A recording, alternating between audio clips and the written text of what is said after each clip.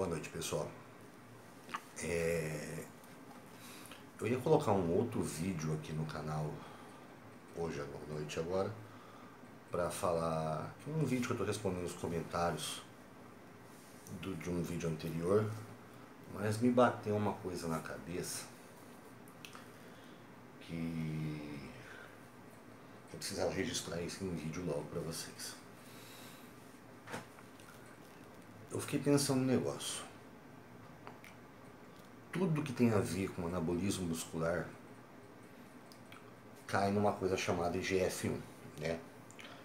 Na verdade, o anabolizante não hipertrofia a célula muscular de ninguém. O que o anabolizante faz, como num vídeo que eu tenho aqui no canal, eu explico isso, ele é um sinalizador. Ele é como se fosse a chave do carro que dá partida para você começar o seu caminho até o anabolismo.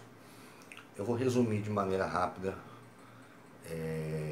Quem quiser saber mais, eu vou deixar o link aí na descrição do vídeo que eu explico isso com mais clareza. Vamos imaginar a seguinte situação. O anabolizante ele vai se ligar no receptor androgênico. Esse receptor androgênico vai migrar para o núcleo da célula muscular. Tá? Dentro da célula muscular, ele vai se conectar com um receptor de IGF-1. Presta atenção.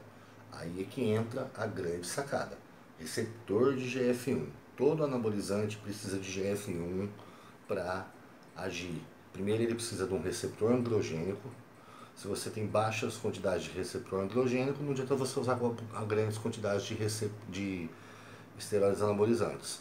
Duas moléculas de testosterona se ligam em dois receptores. Se você coloca 4 moléculas, 2 moléculas de receptor de esteroides de testosterona vão ficar sobrando. Aí elas vão fazer o que? Vão migrar para outros tecidos para achar receptores, porque ela não pode ficar ali flutuando. O corpo tem que dar cabo disso. E aí é onde gera os colaterais. Se ligou no receptor do coração, problema cardíaco, do fígado, problema hepático, rim, problema renal, pele, problema com acne, couro cabeludo, problema com calvície, próstata, hipertrofia benigna, hipertrofia da próstata. Então, por isso que você tem colaterais com altas doses de esteroides. E por isso que quanto mais frango, mais colateral a pessoa tem, porque menos receptor ela tem. Voltando ao processo de ação. Ela se liga no receptor, migra para o núcleo da célula. Dentro do núcleo da célula tem a sinalização do receptor de IGF-1. Essa molécula de esteroide vai se ligar no receptor de IGF, vai ativar o IGF-1.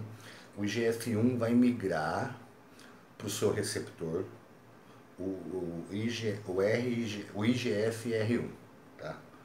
Vai se migrar nesse receptor, vai migrar e se conectar nesse receptor, vai ativar uma proteína chamada, eu não lembro agora se é ATK ou AKT, é alguma coisa assim, desculpem, eu tô com a cabeça meio confusa, que eu não estou muito bom hoje, algum nome desse, e essa proteína vai ativar outra proteína que a gente conhece, que é a mTOR, que é o que ativa a síntese proteica dentro da célula muscular.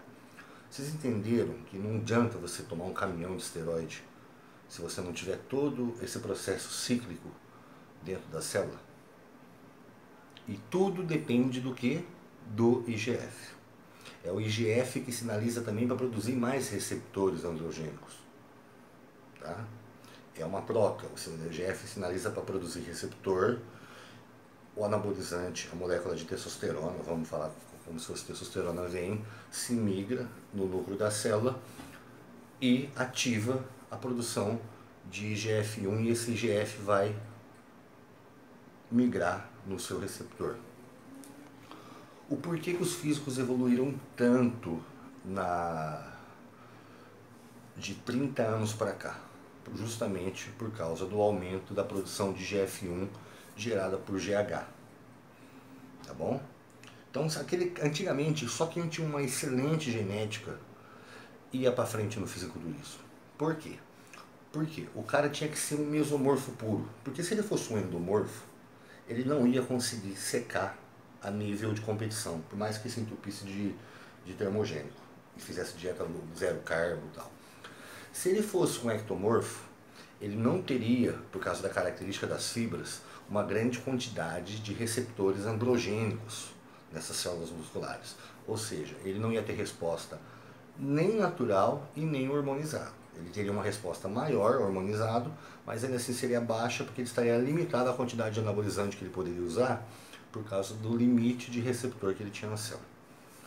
Quando, por causa do efeito do IGF, quando se aderiu ao uso do GH sintético, essa produção de IGF começou a ser aumentada. Os caras começaram lá na década de 70, no final da década de 70, no começo da década de 80, 4, 6, 8 Is, não sei quanto que eles usavam na época. Tá? A gente tem muito relato de o tanto que é usado na década de 90 para os dias de hoje, mas na década de 80 a gente não tinha tanto. Aí começou a se dar a oportunidade de pessoas com uma genética ruim, por exemplo, ectomorfos. É só você ver o Frank Zane, cara. O Frank Zane tinha um shape lindo, bonito, mas perto dos outros caras, ele era um franguinho. Por quê? Porque às vezes ele estava limitado. Ou você acha que ele tomava menos? Ou ele não tomava nada? Por favor, né? Quer comparar ele com o Arnold? Por que será que o Arnold era tão pesado, seco, e o Frank Zane era tão leve e seco também? É óbvio que naquela época a gente dava mais valor para proporção e de condicionamento. O volume não contava tanto, mas não é o que acontece hoje. Tá?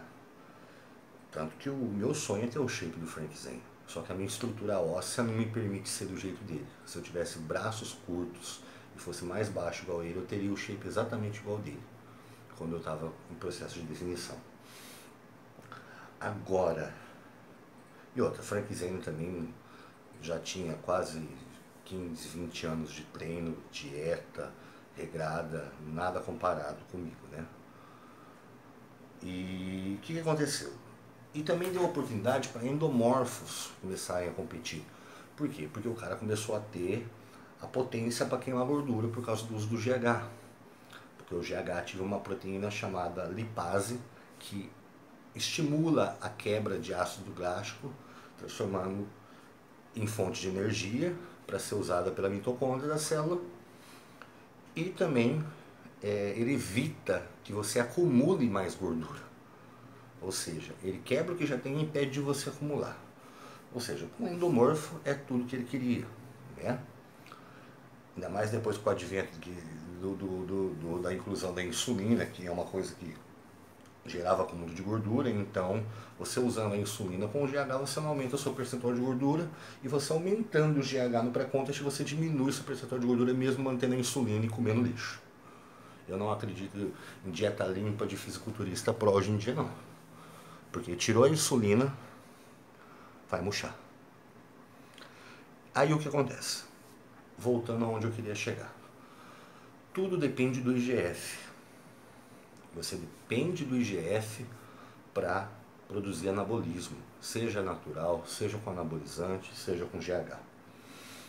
Agora, será que esses fisiculturistas naturais poderiam não estar usando peptídeo de IGF e um peptídeo de GH para liberar de mais GH natural e assim ter mais IGF liberado na corrente sanguínea? E está tendo um anabolismo muito maior do que às vezes as pessoas que usam até só o anabolizante.